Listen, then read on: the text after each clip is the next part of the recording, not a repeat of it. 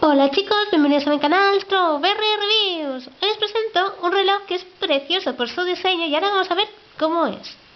Le quitamos esta parte, deslizando ya se va, y abrimos nuestra cajita que veréis, solo estirando así ya sale. O sea, ya lo que es la presentación es perfecta y muy bonita. El manual de instrucciones y sacamos nuestro reloj. Mirad, es una preciosidad porque, aunque vosotros veáis aquí un trocito de madera, que diréis, ¿y esto es un reloj? Sí, es un reloj. Mirad, le damos la vuelta, le ponemos las pilas no vienen incluidas. Yo le he puesto 4, que son las que necesito, aquí está la cuarta, se la añadimos y con un pitido ya se nos encenderá. A ver, vamos a ponerle esto, perfecto.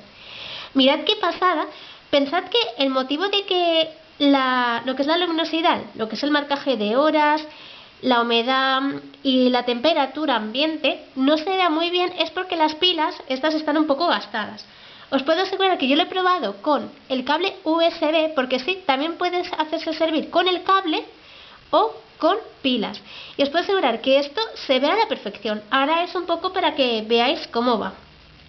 Este reloj, además de, como digo, marcar la hora, decir la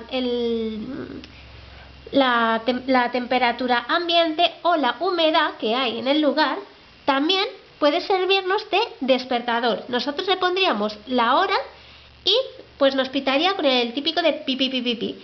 La verdad es que está genial el diseño, a mí es que me encanta, mirad, es que es súper bonito y es perfecto para cualquier dormitorio o cualquier escritorio, cualquier lado.